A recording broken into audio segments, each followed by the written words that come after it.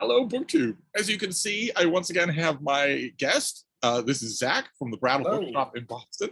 The Brattle is a very old secondhand bookstore that is wonderful. I talk about it all the time on my channel, and you can see the proceeds behind me. And Zach has been working there. You've been working there since you were a boy. I remember when you started. Yes.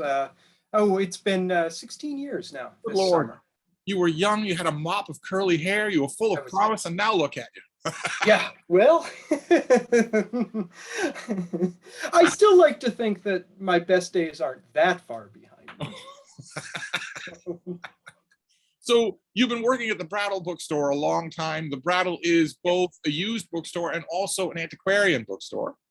Yes. And you have not only worked there for the better part of 2 decades, but you've gone to seminars, advanced sessions of the antiquarian book trade. Yes, a number of them. The Rare Book School, which is located at the University of Virginia, down in Charlottesville, offers a lot of courses in bibliography, book history, that sort of thing, and I've taken a number of those. Also, just in regular studies, studied a lot of book history and printing history, which always incorporates history of ideas, that sort of stuff, which is the best background for doing this kind of work. And maybe more to the point when it comes to our subject today, in addition to all of that, you have also gone out on innumerable buying expeditions for the store, more literally than you can count. Absolutely. And every kind of situation, right? From an extremely prissy collector who wants to sell the shop one book that's been under glass for 50 years to, let's say, not so prissy collectors. Yes. Well, books climbing all the way to the ceiling, books stuffed in the unused microwave. I'll mention 2 just from this week that are on sort of opposite ends of the spectrum. One of them was a place up on the North Shore where a family was moving. And they had a house full of books, probably 3,000-4,000 books. And you remember how hot it was on Wednesday, and it still is and shall forever be, maybe. But me and my coworker ended up packing up. I picked from those 4,000 books about 70 boxes of books to bring back to the shop, which was in 92-degree heat. Yes. Well, that is part of the book selling gig. It's not all reading with cats warming your feet. Yes, I remember that from decades ago. I don't remember exactly when it was, but the shop owner and I once had a very tentative discussion about me working there. He went down the list. Oh, I like my employees to have an active driver's license. I don't have one of those. Well, okay, but even if you don't have one of those, there'll be book buys. There'll be a lot of heavy lifting involved. I said, I don't really do that. He said, well, okay, but you're in the shop. There'll be lots of stuff you have to do, procedural stuff. And I'm not really interested in that. Eventually, Ken just ended up asking me, well, if I hired you, would you do any work at all? Let's just say the subject does not come up again. And all that time. And I think everyone involved is probably better off. Because I have a feeling that would Barnes & Noble. I used to tell them I am purely ornamental. Yes. Well, and there is a value to that. But to put a point on the sort of myriad types of book buys. So we had the heavy lifting, whole house full of books. Picking, say, 1,000 books out of 4,000, picking the 1,000 that we can use, and boxing them up and moving them. To yesterday, I went and looked at an absolutely lovely collection of books that fit with lots of white space on top of a dining room table. Oh my! That were probably about 50 or so rather small books, and required me to look closely at each of them, take some photographs. I'm doing some research, and that's sort of the other end of the spectrum. So these would be Very interesting books, not sort of the high point, expensive books that you see, but interesting books. So the second there's- five would have if been you things go that in- you don't see every day. You don't see every day. So, for instance, you can sell a first edition of Moby Dick. It's one of the great, and this is not me trying to talk bad about Moby Dick. Love it. Read it a half dozen, 10 times. We'll read it many times again. But it looks just about like hundreds of other books that were published in the 1850s in America. It's not terribly interesting. It's a very expensive book. It can be $15,000, $30,000 for the book, but there's not much to say about it physically. It's sort of bookness. It looks like anything else published in America at that time. Isn't that true with the first edition of Dracula? It's kind of a physically boring book. Very, very much to look at. I mean, all books have either some qualities that are very illustrative of their times, or sort of very different for their time. So there's always something to say about a book's a book's material circumstances. But with Moby Dick, it's there's not much there. You can talk a little about it, but it's not terribly interesting. It's just expensive. The books I was looking at Friday aren't terribly expensive, but they're very materially interesting, and you can get really interesting glimpses of book culture. And the contrast between those two scenarios, yes, and the huge spectrum of all the other scenarios, all the places where you go. There are many strands connecting them, but one strand connecting them is what we could talk about today, and that is anyone who owns physical books either has to take care of them or has to decide not to. That's right. And the person who's going to come in and judge them silently will be you. So this is a subject, it's a very humdrum subject, but I find it fascinating. This is a subject that must be near and dear to your art, which is absolutely. The care of books, not the assessing of them, not the collecting of them, the storing of them, but caring for them, caring for print books. Yes. And it's... Do you have a primer for our viewers as to what to do or what not to do? Well, I can give a few. When people ask how to care for books, there are a few sort of catch-all pieces of advice that I give them. And what I usually tell them first off is, if it's a situation where you would be comfortable, your book is probably comfortable. If it's a situation where you would be uncomfortable, it's probably bad for the book. And you can take that a lot of different ways, and all relevant for keeping your books in good condition. Sort of the extremes of heat and cold, extremes of humidity and dryness for sustained periods of time. And when I say that, I'm not talking a few days here and there, or even a few weeks here and there in very humid or very dry conditions. You're talking about keeping books in the sunroom, in the solarium. Yeah, or bad idea to do. Or books that are in the attic or the basement that get damp, and you don't have a dehumidifier down there running regularly. And for this conversation, we're not talking about preserving the books, or we can. I mean, the first thing there would be don't keep them in the sun, right?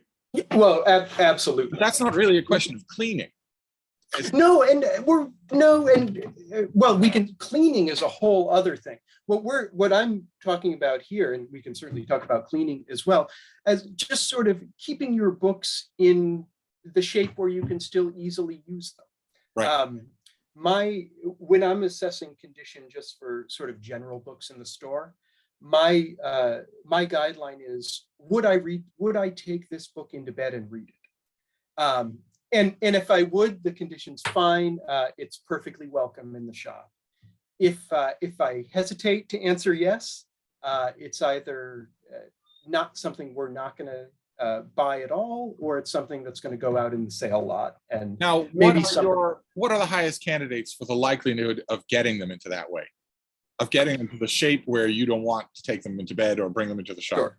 Well, there's the obvious thing where you spill coffee on it, or you get it, obviously dirty, or you drop it and the spine breaks, or things like that, or it has tears. But really, the things that, aside from an accident, the things that hurt books over time are moisture, sort of high humidity, and mold that can sort of start growing on and inside books over time. You know this smell probably very well if you have a basement and you leave anything down there for a couple years. You go down, smell it. It smells just musty.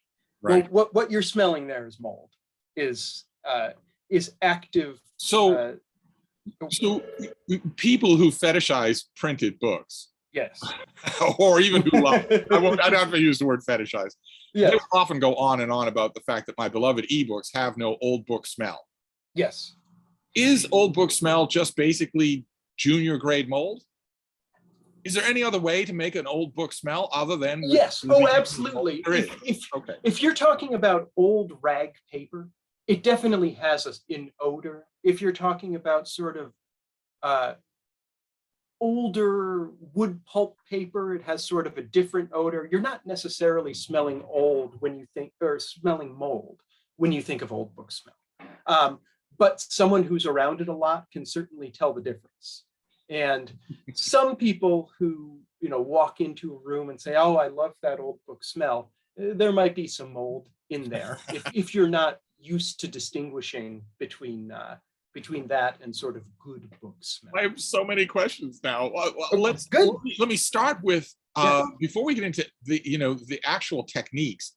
What about the psychological techniques that you employ when you encounter prospective sellers who just have a blind eye? They just don't. Yes. They haven't seen the condition into which their books have fallen. You have to tell them that. That must be touchy, right? Some people must view that as a reflection on their own hygiene. Yeah, that's exactly right. And the easiest, the best way, sometimes there's just no winning with people. You can't say anything about their books without them internalizing it immediately and irrevocably. So with those people, you just have to do the best you can to sort of end the interaction. But the easiest thing to do is just use object lessons. Pull one out and say, you see these brown spots on the top edge and foredge, and open it up and put your nose in the gutter and say, do you smell that? And say, this, what I usually open with is, this happens a lot. This is not unusual. We see this all the time, because we really do. And a lot of times when people are selling books, they just aren't really looking very closely at them. They say, this is a box of books that I've had for a while. It's been wherever. They open up the box. Oh, the books are still there. I'll bring them in. And it's no more complicated than that. Yes, it's a little tip for anyone selling books at the Brattle, really, or anywhere. If you're at the Brattle buying table in the first floor, if you ever find yourself in the course of the conversation saying the line, "Oh, come on, they're not that bad," the situation is over already. You should just count your losses. That's all. They might comp your parking. Well, so what I always tell people, and I get this from Ken Gloss, who's the owner of the shop, is every time you're talking about the condition of your book and you say "but," the picture I have is a little thought bubble with a cash register and a down arrow. Because every time you say "but," the price goes down. Do you have tips for the care and feeding of books, for keeping them in good shape? I mean, apart from the obvious stuff, like keep them dry, don't put them in the sun, that sort of thing. Yeah. You mean, you gave a general precept that if you are comfortable in a room, your books are comfortable in a room. But what about, it feels almost traitors for me to say this, but people aren't actually books. No, people aren't actually books, but a lot of some come close. But a lot of the same general rules do apply. For instance, one of the most damaging things people can do to books is to, well, if you look behind you, your books are either standing straight up or they're flat on their side. You always have to remember when deciding how to display or pack your books, always remember that the spine is by far the weakest part of the book.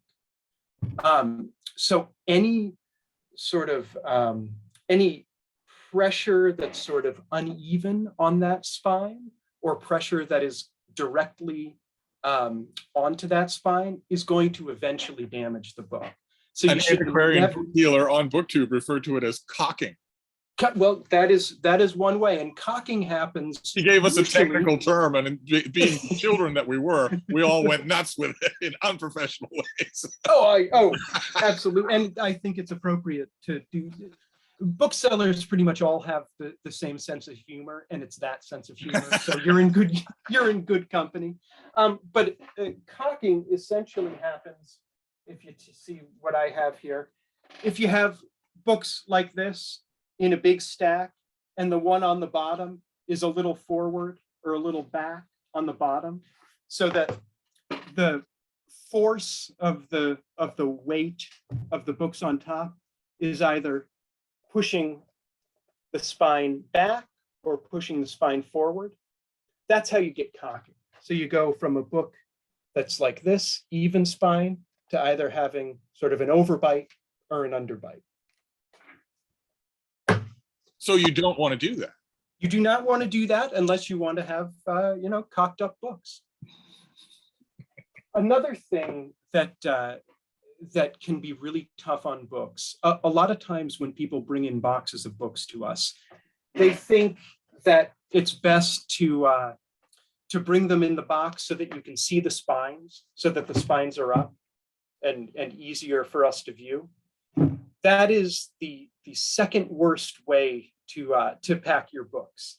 Again, you don't want any weight on the spine. So if you pack your books spine up, anything you put on top of that pile is going to be right on those spines. So that's the second worst way. The worst way is to put them spine down, where gravity is putting all of that weight directly onto the spine. So stand them up in the box. We put them flat like this. So boards down.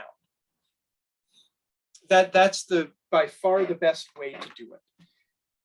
I also recommend for large books. So if you have a large art monograph in particular, because the text block, the actual pages of a lot of art and photography books are very high quality stock paper, which is heavy. Even if you're, let me find an example from one of these books that I have here. Here's a rather large book.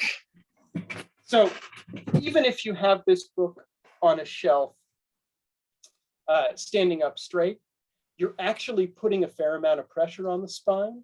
If you can visualize it right here, all of the weight of the text block, the pages, gravity is forcing that down. Son of a gun. And it's wearing on the joints and hinges of the book that connect the boards of the book to the spine. So is that why pretentious people put art books on coffee tables?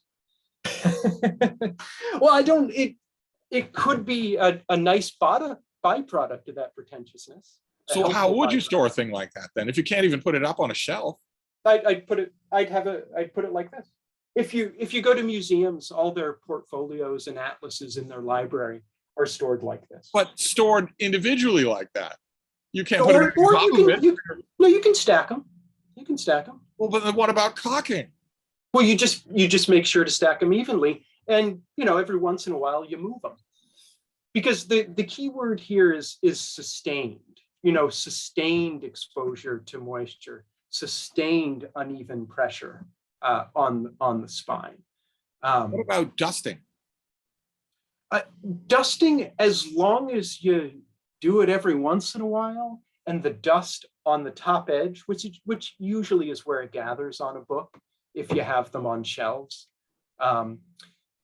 As long as it doesn't get wet, and as long as you dust them every once in a while, it's just superficial and you can go and it's gone. If you leave it for 2 years without doing it, and you live in a humid environment, well, then you might get what we call soiling on your top edge. That's the bookseller term, rather than And that's where the the modeling of the dust doesn't go away anymore. Doesn't go away. You can blow it off and whatever surface is there, but you're going to get a residue that's going to leave. Does that kind of thing, I imagine all the things that we're describing, decrease the saleability of a valuable book? That's right. Anything that anything that moves a book away from what booksellers call fine, which is essentially a book without any flaws. Everything that detracts from that reduces the value, and that's for every book, from the rarest to the most common. What about the persistent chewing of a demented basset hound? Yeah, I would not. Correct. Yes. No, I wouldn't bring any element of that situation into bed. So what about your own collection? What kind of care do you give to your own books? Well, if it's you practice what you preach? I do. I don't have too many large books, but the large sort of art monographs or larger reference books that I have on their sides, on a shelf or on shelves. I don't have anything directly in the sun. I don't have any of my wife thinks I'm a crazy person, and I sort of am, but we arranged all of the bookcases so that none of them get any direct sunlight, which is not as easy as it sounds, but it can be done. If you have rare books that have a dust jacket too, or even if it doesn't have a dust jacket, one of the Mylar protectors that you can put on it But those aren't all made alike, right? They are not, but you can get them that do offer some sun protection. But the best way to deal with it is just don't have them directly in the sun. So but again, that's something that takes to your wife, when you protest to your wife that you're not a crazy person, does she just remind you of your profession? That's correct. Yeah. I've never known someone completely, Ken may be the only completely sane person I've ever known who was in this job. Yeah, that's right. And I will mention he doesn't collect books. No. And I said to him years ago that his very sanity makes him an oddity in the book. Yes, that's right. It's not like you're holding down the fort for normality. It's if you're the only sane person, then well, this is fascinating. So what are the most when it comes to the care and feeding of books, you get people walking in all the time. Well, you did before the pandemic. You got people walking in all the time. But the Brattle doesn't accept unscheduled off the sidewalk book drop. Not anymore.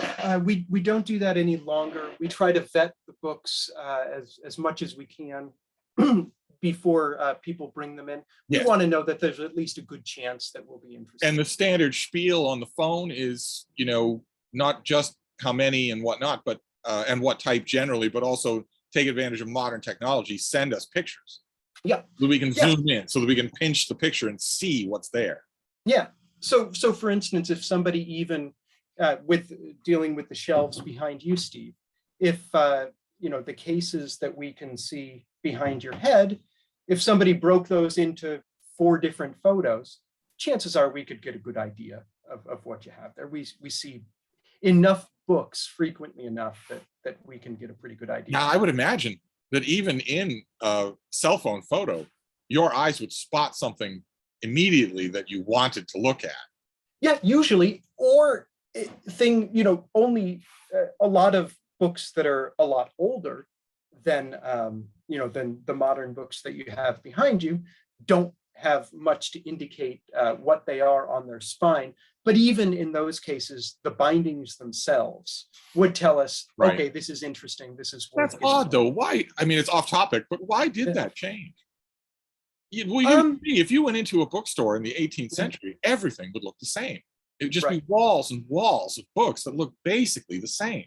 Well, the short answer is edition binding, where every book in edition was given the same binding, which is a 19th century phenomenon.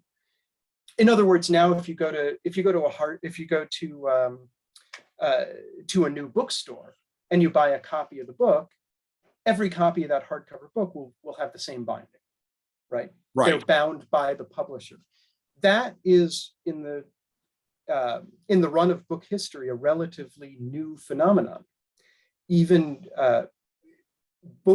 binding as part of the process of printing the pages of the book was wholly separate until there are sort of drips and drabs of printers putting books out in their own binding in the late 1700s, early 1800s. But really, when you get industrial book production in the 19th century, that's when edition binding, the entire edition of a book coming out with a more or less uniform binding, that's when that started.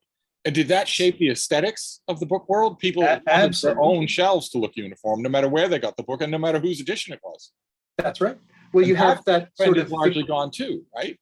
It is that sort of, we think of it as Victorian style of multi-volume, uniformly bound sets, which some people still certainly like, but it's not nearly as common as it used to. Yes, I saw that in the sale lot just yesterday. I went there, 95-degree heat. And there were books in the sale lot that someone had obviously tried to bind in a uniform way. Yes. Works of Spencer, criticism of Auden. And my first thought was, boy, you must have been insufferable to do. Nobody does this anymore. And then my second thought was, oh, insufferable and also clueless, because you had them uniformly bound, but they're ugly. They don't look good. They're all in white with just the titles down the spine in Comic Sans or something like that. Yeah. It's ridiculous. No wonder. Did any of that have to do with the changing of printing technology to allow for eye-catching dust jackets? Oh, certainly. And none of those, even the Victorians before that, didn't have dust jackets, right? No, but even before that, the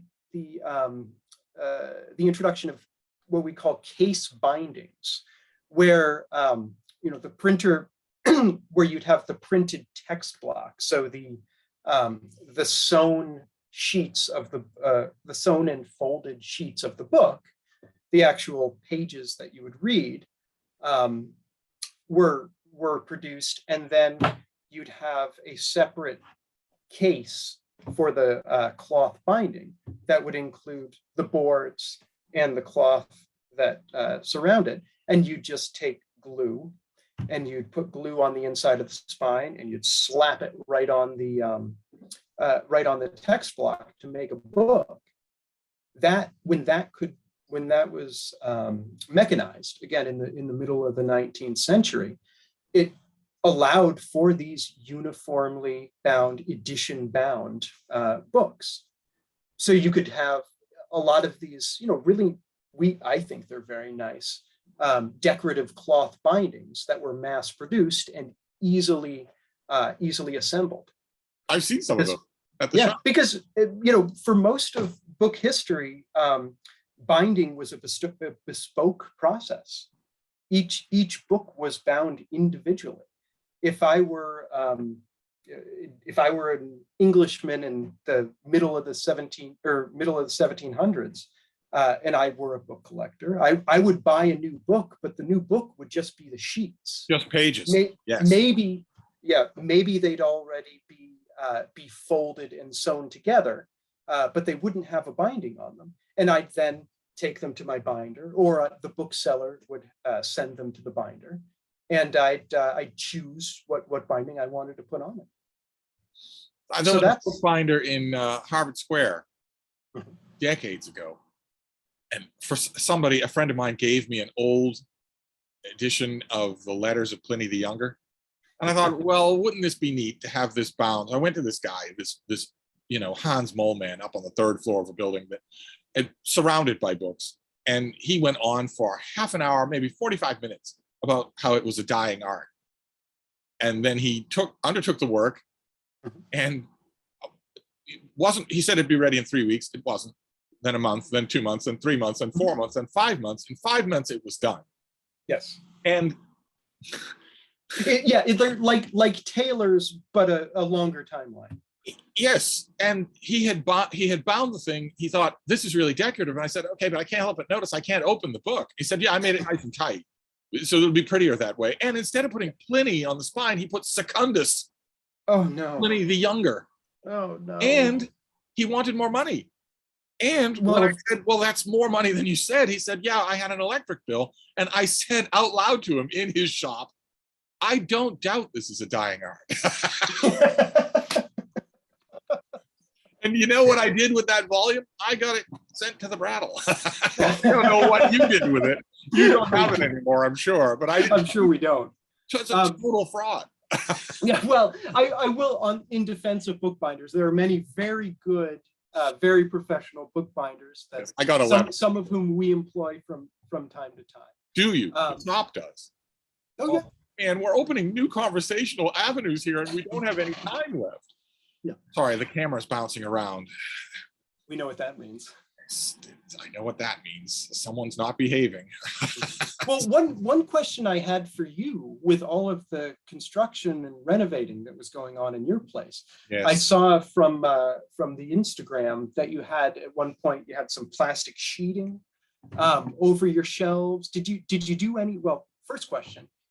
Did you do anything other than that, or was that the protective measure that you took during? That was what the workers did. That was the workers. They put plastic over everything and then anchored it all down with reams and reams of painter's tape, what they call painter's tape. Yes. Did it work? Cool it off from air and dust and whatnot.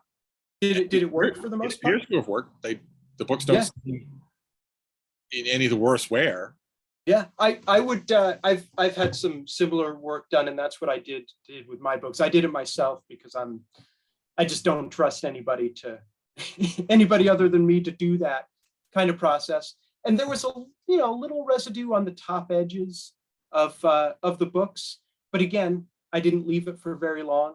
A little dusting will take that superficial. The main problem is that the bulk of those books, everything except what's in this little book room, were beyond my reach. They were completely out of sight, and also I couldn't get to them for a solid month. And I guess because I'm a juvenile, that broke my object independence. So they're no longer a part of me at all. I need to reacquaint myself with my library, except for the ones in here that we're all breathing a sigh of relief because they are the chosen ones.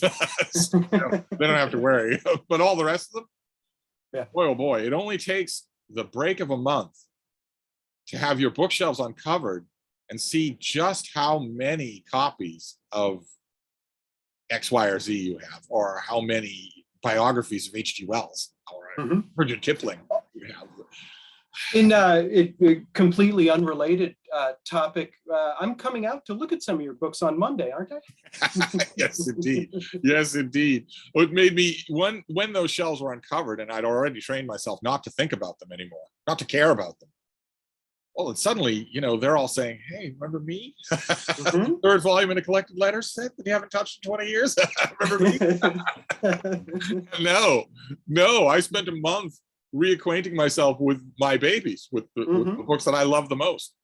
Yeah. And also on an e-reader. Okay. Now, that's a question I have. Is that sort of a hierarchy to get into the inner sanctum? Oh, yes. Okay. This inner book room, yeah. These are the keepers. So when I go culling for a Brattle sale, I never even think about this room. I never even think about it. And when I want a book, there's only one section that I regularly go to that I couldn't reach and that isn't in this room just because it's too big. I have 2 whole bookcases of collections of literary essays, collected book reviews. No God. So my own profession, where if somebody writes a book on some subject, that I'm going to want to know what the last 30 workaday hacks thought about that subject. So that's a valuable reference. It is. If there were a way for me to bring that wall in here, I would do it. And certainly that's not the type of thing that's been digitized.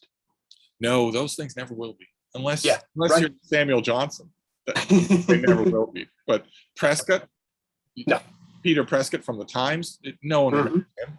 Well, everyone hung on his words once upon a time, but they don't remember him anymore.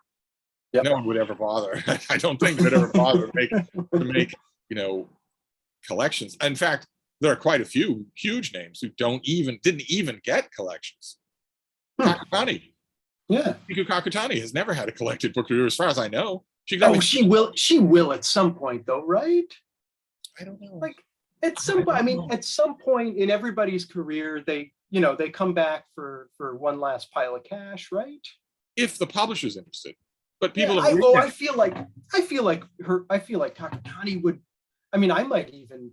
Yeah, that probably explains the big 1,000-page, very successful collected columns of Mike Royko. Who?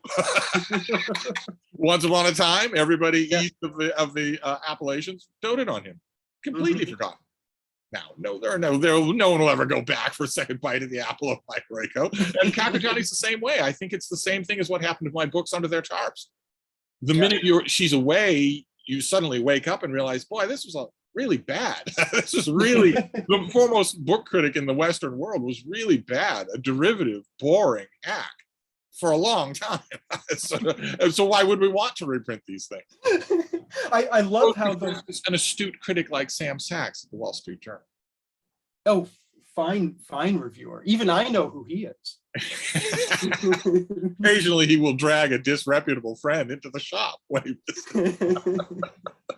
Well, we don't hold that against him. We're running out of time here, but this has been fascinating. And we did not talk about Russian literature, and we did not talk about sabermetrics in baseball.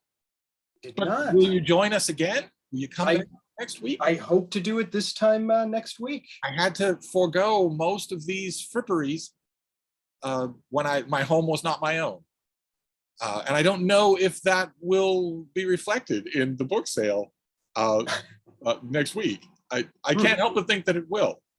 I mean, I bet it will to some extent, yeah. Do I need 5 collected works of Edgar Allan Poe? Do I need 6 biographies of Walt Whitman? Do I need what is this? Biographies of Walt Whitman? No. Does anybody? What is this word "need" that you keep using?